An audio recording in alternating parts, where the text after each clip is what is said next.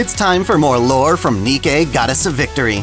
This is a series designed for veterans and newcomers alike, where I blaze through the main story, and Dai-chan has a dedicated segment at the end for further discussion and spoilers. I've set up this unique format in order to both catch up with the campaign and cover brand new content as it launches. I considered trying to retroactively cover the Star Anise event's flashbacks as a main segment, but I think it'll be better to let Dai-chan handle that for now, and have me focus on catching up. There will come a time when I get to cover the event in detail, but it is not this day. Instead, we'll be resuming the story at Chapter 31, with our newly gained understanding of the Old Tales event. Now we know why Rapi had such a visceral reaction to seeing Cinderella. The rage she's inheriting from Red Hood stems from a misunderstanding that Cinderella is still corrupt. She suspects Grave is trying to resurrect Anichiro. Such a thing would be incredibly dangerous, given that Anichiro's weapons are considered powerful lost technology. Much like Lilyweiss was a prototype Nikke, Cinderella's glass slippers also pushed the bounds of what could be achieved on a consumer level, or rather a mass-produced one. That, combined with rapture modifications, made glass slippers a top-tier threat. On that note, the central government has officially designated the crystals E2 crystals, seeing them as a greater threat than the heretics. Rather than nuke them from orbit, Ripley style, Mana from the MMR has a much better plan. The Harmony Cube we found is able to create lost sectors, the kind of foundation the Ark was built upon. In-game, we explore lost sectors as bonus puzzle areas, but they represent the landscape created by different cubes. The Crystal Region's Harmony Cube has a lost sector composed of glass, and happens to be immune to the crystals. In theory, if we can expand its sector, it will push the crystals away. To pull this off, spear-like devices called A-pillars will be driven into the ground at select coordinates on the surface. They will tap into the Harmony Cube and extend the scope of its lost sector. Consider it like a range extender used for Wi-Fi signals. All we have to do is plant a small disc where we want each pillar to land, and Shifty will control its descent. Like I mentioned last time, this will be a joint mission with Absolute. Matisse was also considered, but since their weapons are primarily electric, they aren't the best match for this environment. Absolute is certainly strong, but there's still a lot of unresolved tension between them and the counters. They insist we demonstrate how much we've improved since our last joint operation.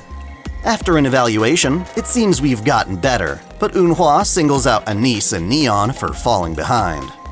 Emma suggests they consider upgrading their gear, since one does not simply get good overnight.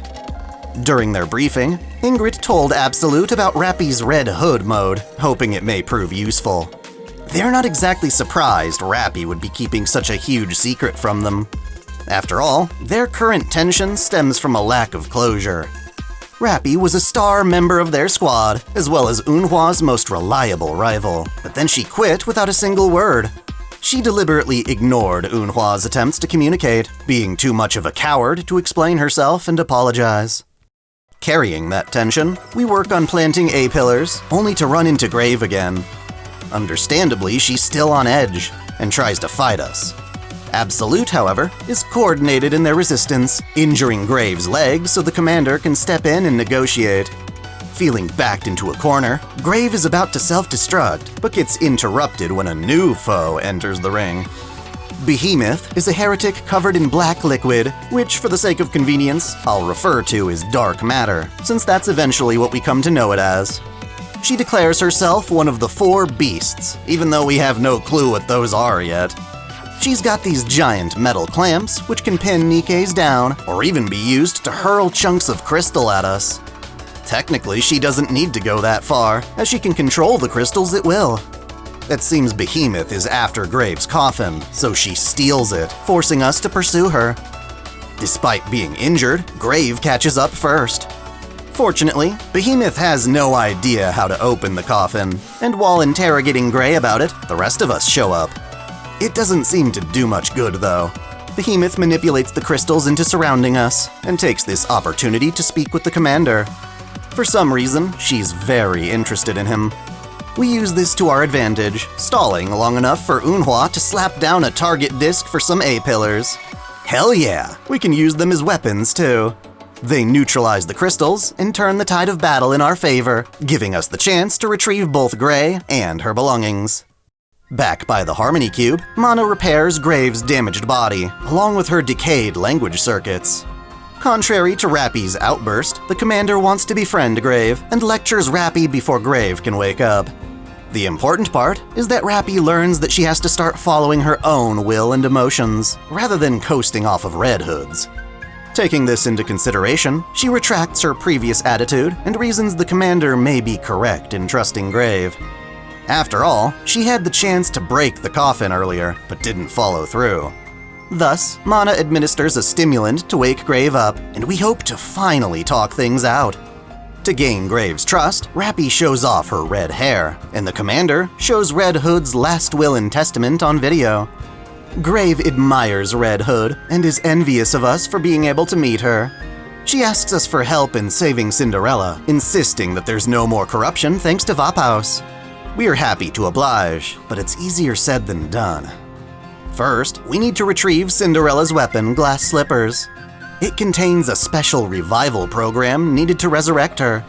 For the longest time, Grave kept Cinderella safe from heretics by having her sealed in crystal. Unlike normal Nikkes, Cinderella's body is encased in a protective outer layer that's immune to the crystal's draining effect. Lately, Grave's been able to enhance the healing properties of the coffin by accessing data from the Harmony Cube. This means Cinderella's body should be healed enough to activate the revival code. Even so, years of dormancy will have left her in a very vulnerable state. Should a heretic be the first to awaken her, she might choose to side with them. Should we succeed, however, Cinderella will make for the strongest ally imaginable. Mana notes that all the land we glassed with the A-pillars is being reclaimed by crystals. This is Behemoth's doing, so we put that mission on hold until we defeat her. Apparently, Behemoth is the one in possession of Glass Slippers.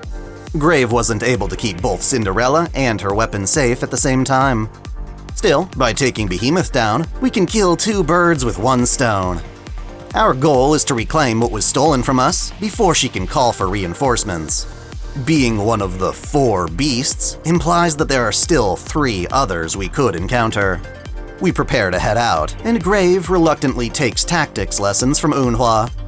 Grave confesses that her weapon, 7 dwarves, is not her own. It used to belong to Snow White, and Grave hopes to return it should they meet. In the Crystalline City, we spot Behemoth climbing buildings with her claws. Before we can sneak up on her, though, she notices us. With a single leap, she closes a 3-kilometer distance and starts attacking. Eunhwa is severely pierced by the crystals, and everyone else is knocked away. Even Rapi, whose overdrive mode can stop Behemoth's pincer, is instead grabbed by it and repeatedly slammed into the ground. With everyone else knocked unconscious, Behemoth admits that she's only keeping the commander and his team alive because she's lonely. After toying with him for a bit, she steals the coffin again and takes off. The commander needs to get his Nikkes somewhere safe and proves suspiciously capable of carrying Rapi all on his own. Combat Nikkes are supposed to be too heavy for humans to lift, so what's up with that?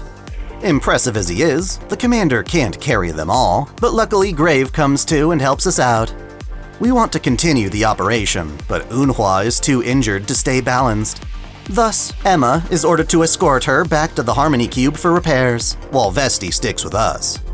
Rapi is fired up, wanting to make up for her loss. As if the A-pillar situation weren't dire enough, the region's Harmony Cube starts running out of energy. Instead of being used to expand the cube's glass, the remaining A-pillars are allocated for use in combat. Clearing out the crystals will have to wait until later.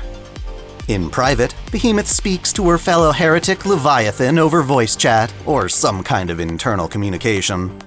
She gets chewed out for not monitoring her region more closely. Apparently, it's an important area closest to the tunnel. Leviathan wants Behemoth to break open Cinderella's coffin by force, even if it might cause Cinderella to die. When Behemoth refuses, Leviathan declares she'll head over and do it herself. Fortunately, we reach Behemoth's crystal lair before that happens. She stands between us and the coffin. To occupy her massive pincers, the commander distracts her with an A-pillar. When Behemoth catches it mid-air, it activates and freezes her in glass. This buys the commander enough time to plant a disc on her stomach, allowing another A-pillar to completely seal her away. Further in, we find both the coffin and glass slippers. However, the latter is covered in crystals and attacks us in a boss fight. More specifically, it seems that a harmony cube has been implanted to merge with glass slippers, forcing it to open fire on us. This strange harmony cube is later referred to as a mirror container.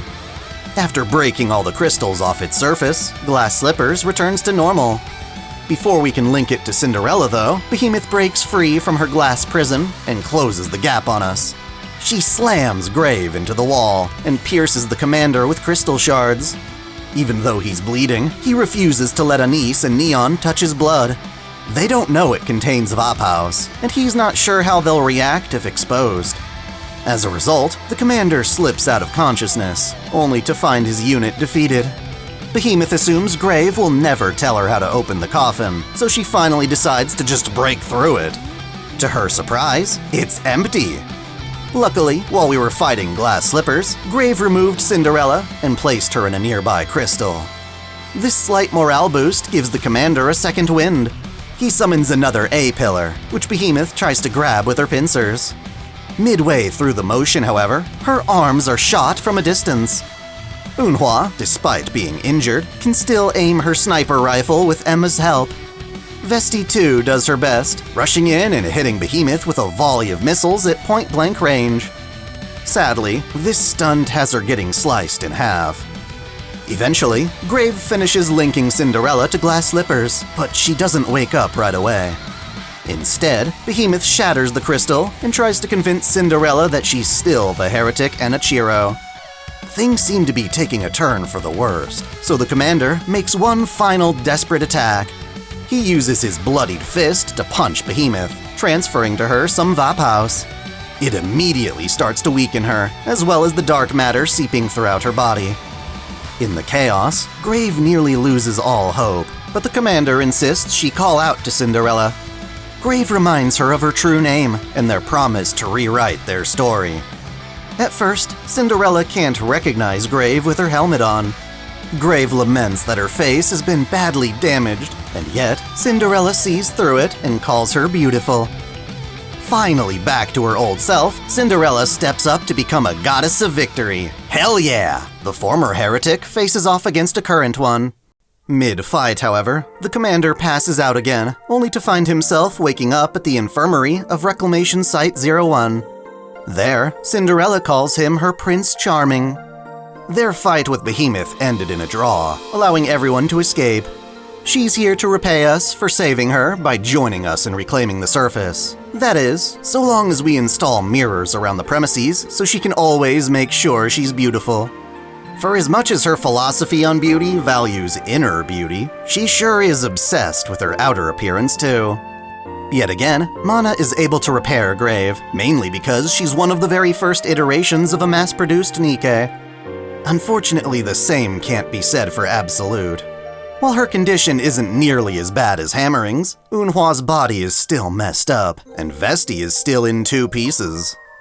As Absolute is being hospitalized, Rapi takes this chance to finally apologize for leaving them. Essentially, Rapi wanted to embody Red Hood to continue her dream. After accidentally killing a human and being more concerned about the resulting paperwork, however, Rapi realized she was only pretending to be a hero. Feeling ashamed, she didn't want to drag her comrades down while searching for her own sense of purpose. Hearing all this, Eunhwa forgives Rapi, glad to finally have an answer. They can finally move forward. The timing is actually kinda convenient, since Ingrid has been planning to give Absolute a tactical upgrade with new and improved bodies. Eunhwa was holding off on it, just in case Rapi came back, but now that they're going to remain separate, it's time to power up without her. Our next objective is to eliminate Behemoth and the rest of the four beasts, ideally one at a time. Neither Shifty nor Mana will be supporting us, as they have to reform a new plan to purify the crystal region. Before heading off to undergo some more substantial repairs, Grave gives 7 dwarves to Rapi to return on her behalf. Since that was her main weapon though, Mana suggests they give her a full upgrade.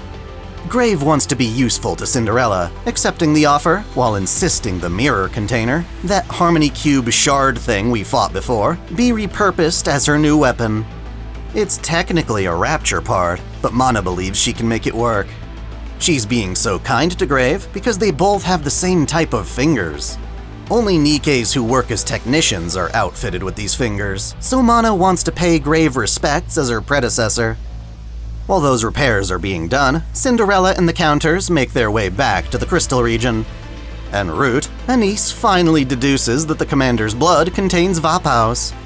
He apologizes, realizing that it's actually more dangerous to keep it a secret. The bottom line is that Nymph is still useful, so unless they get corrupted, he wants Anis and Neon to keep theirs. However, should he get injured and Rapi isn't available, they demand on treating him knowing the risk. From the Old Tales event, we know that Cinderella's concept of beauty transcends the superficial and cosmetic.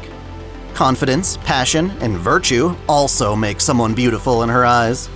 As such, Cinderella lectures Anis on the importance of finding a purpose in life. This whole concept irritates Anis, because in the past, she had to abandon her pursuit of beauty. Back when this chapter came out, we didn't know exactly what Anis was talking about, but now we realize she's referring to her career as an idol. Dai-chan will elaborate more on that. Now that Leviathan has arrived, the Crystal region is covered in puddles of dark matter, the same black water coursing through Behemoth's body. Like something out of a horror film, she sticks her head out of the water before diving back in to escape Cinderella's attacks. Her black puddles expand, and when we try to flee, Behemoth appears and boxes us in with crystals. Things look dire, but then a new and improved Grave smashes through the crystals to join us. She's sporting her latest weapon, Rider's Eraser, which now fires dense energy beams. It seems she's also acquired a new technique that lets her effortlessly dodge the crystals Behemoth sends out. The fight ends with a flashbang that lets us escape for a while. Even though Cinderella has no intention of being injured or corrupted again, Grave still feels more comfortable carrying around her coffin. Our group considers heading back to request reinforcements, but Rapi is gung-ho about taking on 2 heretics at once. Phrasing? Well, she gets her wish when the commander is swallowed up by a puddle of dark matter. Since this liquid is connected underground, it can be used to transport things, including people. Normally, humans would be crushed by the water, which is essentially liquid metal, but the commander survives. How strange. Instead of dying then, he simply throws up the water he swallowed, which turns blue. Leviathan notices this color change and reasons his body must consist of Vapaus. The dark matter is made up of nanomachines, which Vapaus is known to dissolve. This is how the commander can endure being immersed by dark matter and not being crushed. Fascinated, Leviathan wants to keep him. That is, until he starts bragging about his victory over Chatterbox and Indivilia. He also correctly guesses their plan to create an ark. Now, Leviathan wants him dead for knowing too much, but Behemoth thinks they should exchange information. We learn a lot from this conversation. Basically, the 4 beasts consider the other heretics, or offspring, to be abusive. The beasts want to rebel, and hope creating an ark of their own will let them develop a secret weapon. Leviathan is delighted to hear how Vapaus and Red Hood's power were able to make the offspring flee in terror. She'd like to find a way to drain the commander's blood and use it against the other heretics. But first, she needs to verify that what we're saying is true. To do that, she'll simply scan the brain of one of our Nikkes. Nymph can't lie, after all. From the air, Cinderella launches a surprise attack that knocks Leviathan down. We help out by threatening to bleed on her while she's incapacitated. This buys enough time for Grave and the Counters to catch up. Backed into a corner, Leviathan uses most of her energy to summon a massive wave of dark matter.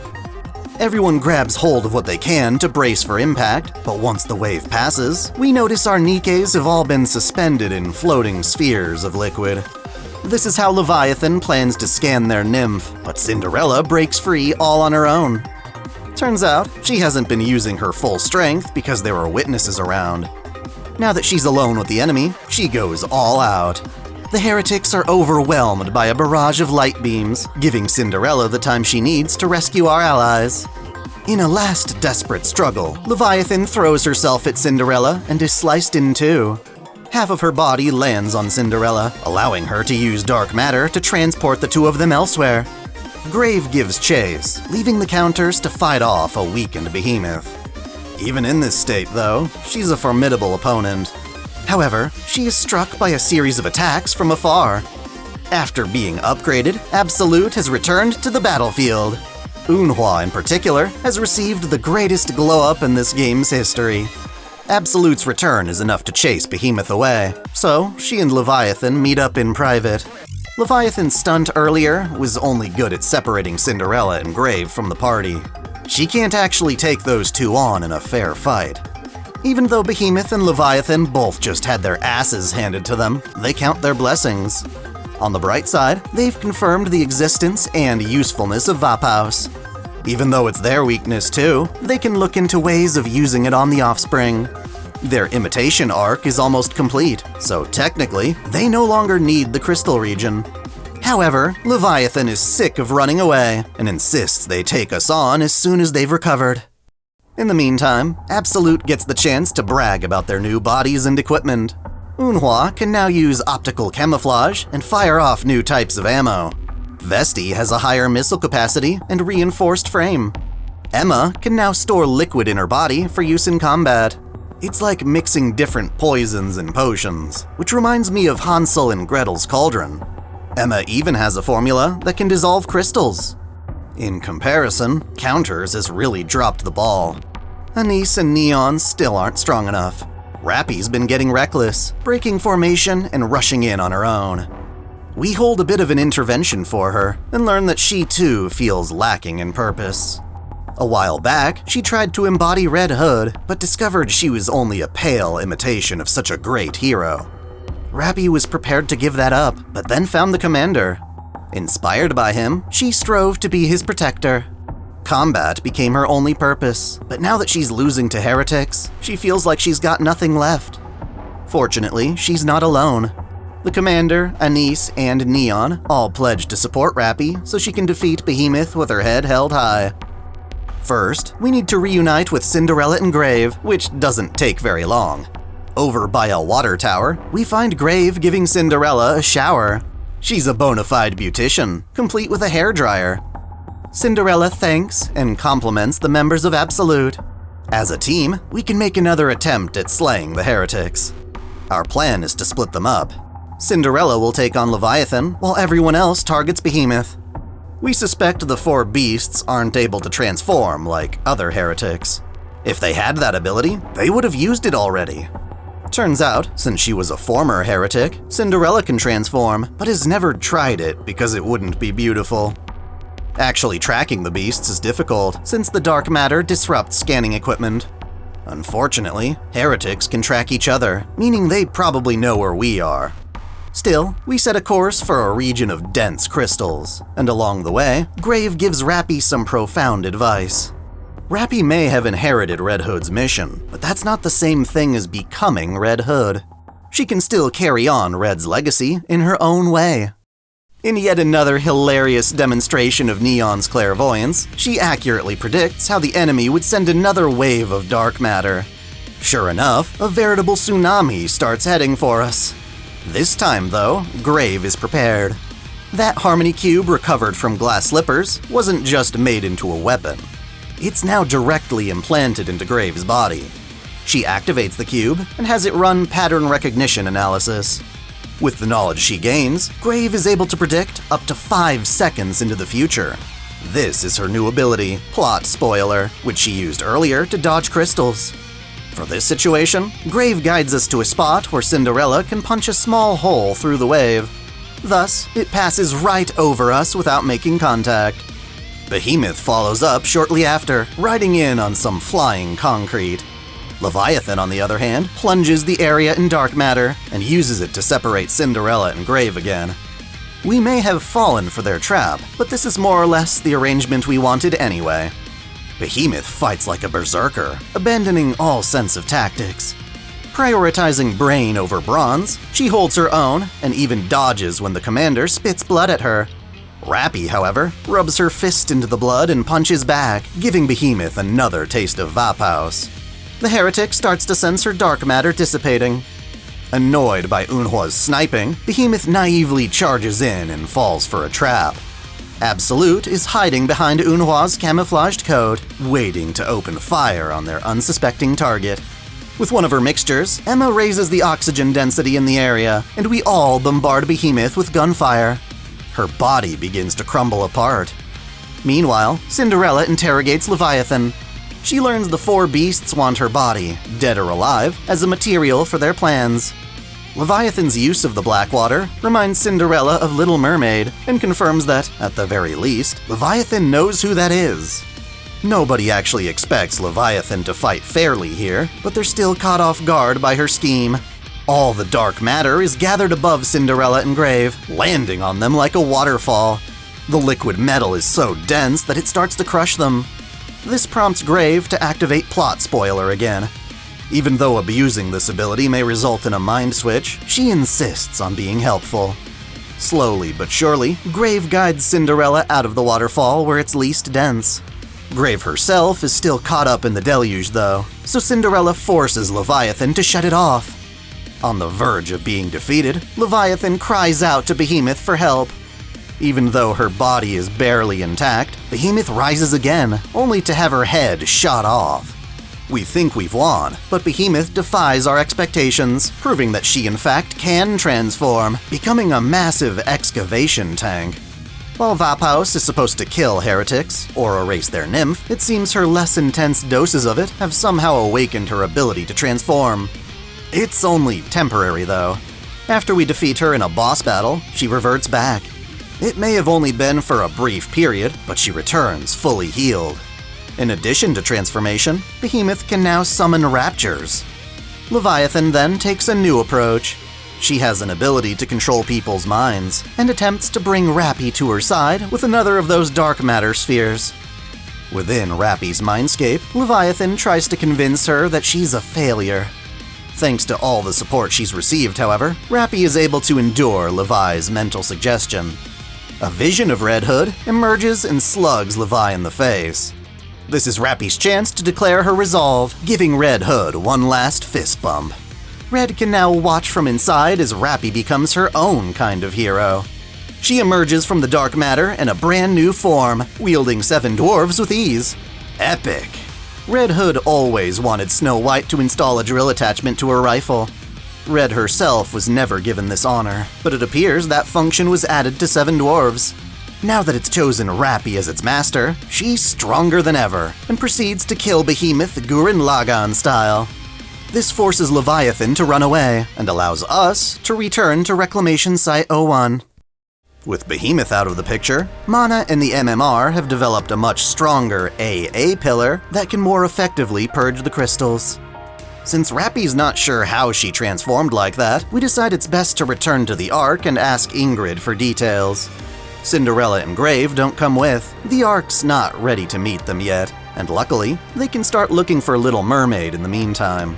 Cinderella's convinced her former allies are still alive. When we arrive at the Ark, Anise and Neon request a leave of absence. They want to get stronger too, but first have some personal matters to resolve. 4 whole chapters in one video is a lot, but it's allowed us to reach an important splitting point. We can now finally cover Rapi's past and the Footstep Walk-Run event. There's also an event centered around Absolute and their glow-up, as well as a side story that reveals Leviathan's past with Little Mermaid. Then there's Wisdom Spring, an event that delves into the commander's bizarre abilities and inability to remember his own childhood. After that, the story begins to diverge into 3 concurring perspectives. The end result is the development of all 3 counters Nikkes. But for next time, let's start with Rapi. Hello again, Nikke veterans! It's quite nice realizing how much of the older story chapters still enhance what's being discovered on the front lines.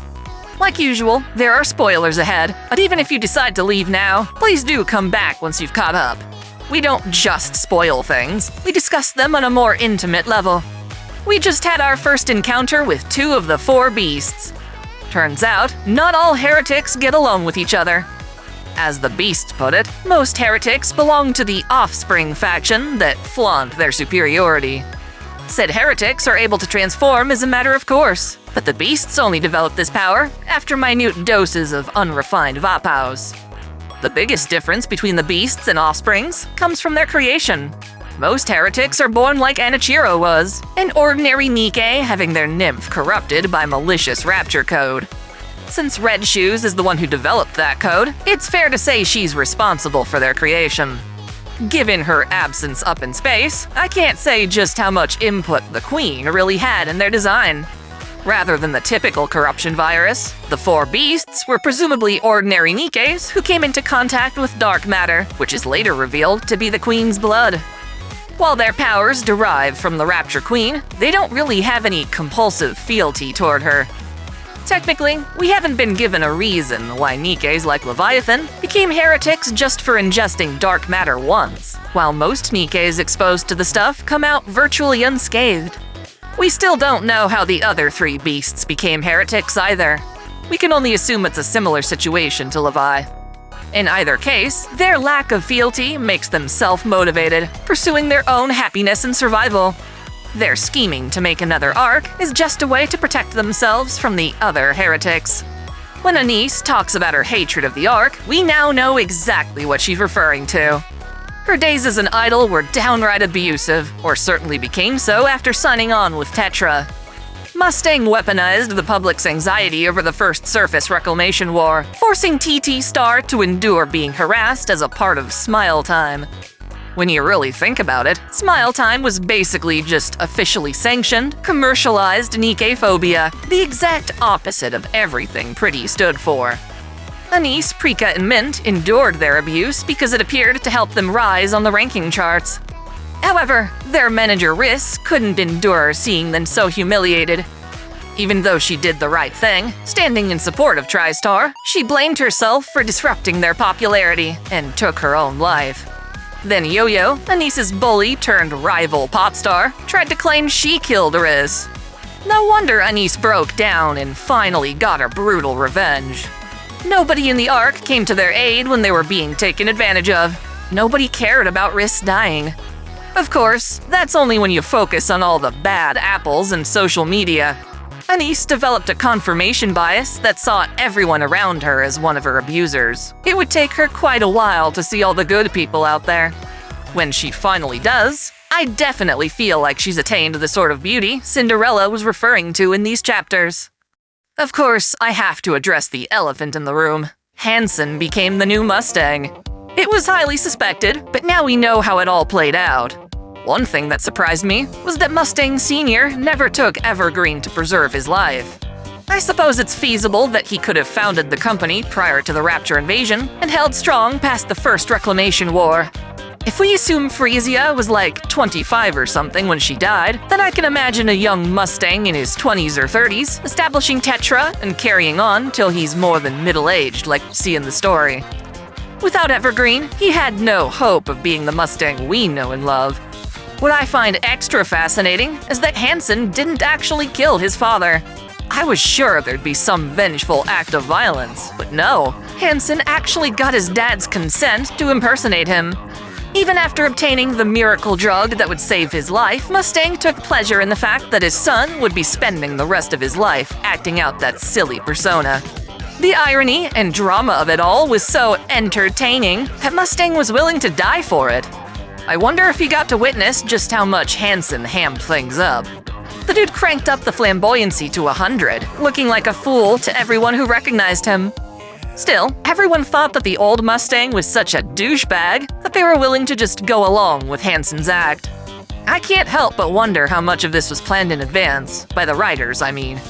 One thing that feels rather stupid is how Hanson rehired Mrs. Miss for a time, but then expected her to leave the industry because she only creates monsters. Was Pretty a monster? At the very least, she seemed to care more about her aspiring stars than Mustang ever did. Thus, I personally would have left that scene on the cutting room floor. Its absence lines up better with when we find Mrs. Miss wallowing away in the Outer Rim, convinced she could never find another pop star as good as Pretty. The timeline isn't completely solid on this, but now it makes way more sense why Tetra still has the armament star. Mustang tried to pawn off Pretty's body to the central government. I assume they wanted to turn her into a weapon too, but I doubt they'd have made it this sparkling dress. It's possible Hanson intervened early, spending a fortune to get Pretty's body back before they did anything to it. That, or she was already being made into a weapon when Hanson intervened, and he only had a say over the final result. Either way, knowing it's Hanson at the wheel now, explains why he's so dead set on giving the armament to Anise. I'm kinda surprised Avistar didn't play a bigger role in the event. Her actions were definitely present, but the impact was much more subtle.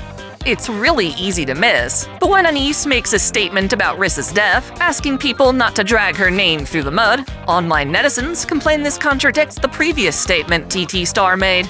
The statement they're referring to must be the AI-generated one Avistar constructed in an attempt to help their image. I'm honestly curious what Avistar deep-faked them into saying. It's hard to imagine a genuine fan of Anise would so poorly misrepresent her feelings. Is there any added insight you can provide that I perhaps missed?